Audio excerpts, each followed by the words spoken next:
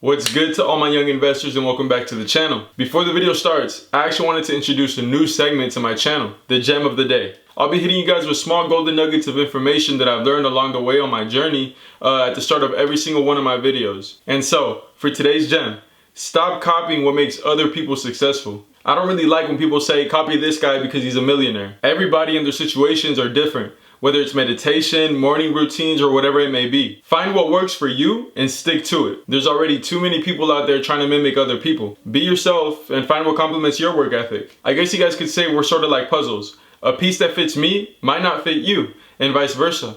And that's today's gem of the day. I hope you guys enjoyed that, and let's get into today's video.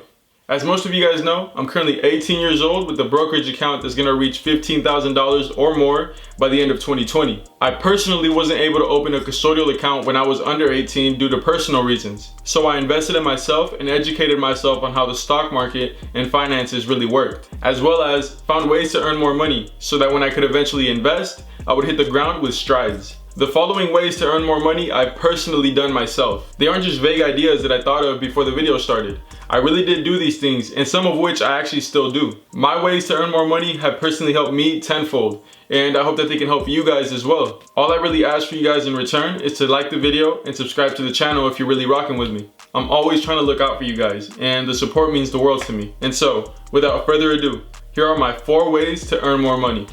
So, my first way to earn more money on the list that I've personally done myself is to find a side hustle. When I was in high school, I mowed lawns and collected cans and bottles to recycle from my neighbors. I'm not even gonna lie to you guys, it honestly started a little slow. But what I eventually did was that I scaled it and I turned it into clockwork. I had actually set up a schedule to pick up recyclables on a monthly basis. And I'd also set up times to do yard work for my neighbors on the weekends or after school. I had actually set up an efficient system that contributed to making my first $1,000 on my own. I actually still have homes that I go to with my dad on a monthly basis to do work on. You guys would actually be surprised at how much some people will pay you to do simple yard work. You can start a gumball machine business, have a set of homes you go to on a monthly basis to do yard work on or mow lawns, and so on. Real talk, you guys, the money is out there. Sometimes you just really need to be creative. Let's be honest here. There's a lot of people out there that think washing cars and mowing lawns is whack because you're too filled with pride. But trust me when I say this, you guys, when you don't come from much, you are more than willing to do things that are out of most people's comfort zones to get ahead, because you know what it feels like to not have anything.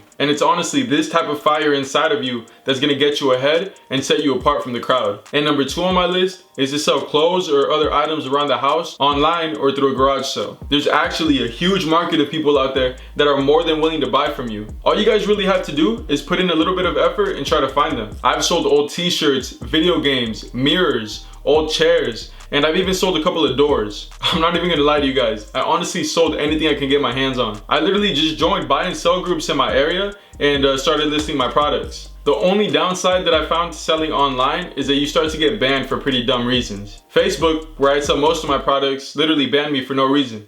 And after I had applied for them to check my suspension, they had banned me permanently. I guess you can make new accounts when they start to ban you, but it starts to turn into a hassle. You guys can also do a yard sale. I've done those occasionally with my family and they've come out with good results. Find a date that works for you, preferably a Saturday. Look for cardboard or anything around the house that's big enough for people to read while they're passing by. Set it up in a high traffic area nearby, and finally, just set up your products and wait. And another disclaimer, people are gonna try to underprice you online and in person as well, so stay firm with your prices. If you guys find yourself not selling too much, just lower the price and go again. It's what I used to do and it worked great for me. And I still occasionally do sell stuff online as well. And number 3 on my list, collect change and have money management skills. Anybody that knows me knows that I still collect change. And I'm actually still gonna keep doing it even when I'm wealthy or rich. It personally serves as a reminder for me to keep working. And now, money management. I actually added this one to the list because in my opinion, it's actually just as important or even more important as making more money. You see, earning more money or having a high salary is one thing, it's half the battle. Managing your money and keeping track of your expenses is another half of the battle. It honestly won't even matter if you're earning tons of money if you just spend it as it comes. Trust me when I say this, you guys, you won't get far that way. I track my expenses, give myself a budget, and make sure that I spend less than that of which I make. There's a book that I personally recommend to you guys that really helped me on this side of the battle called The Richest Man in Babylon. There's gonna be a link in the description down below for you guys to grab a copy for yourself. This book has actually helped me so much. And those are actually a couple of the things that I do to keep myself in check and make sure that I have money in my pockets at all times. I'm pretty sure you guys could vouch when I say that earning more money can be hard at times, and spending it can be pretty easy. We gotta make sure that we're well calculated with our bread. And number 4, get a job. This one is pretty obvious, which is why I put it last on my list. I personally worked at a grocery store, and as I mentioned before, construction with my dad. A job is a pretty straightforward way to earning more money, but it could also be used as networking as well. You actually meet some pretty cool people when you put yourself out there.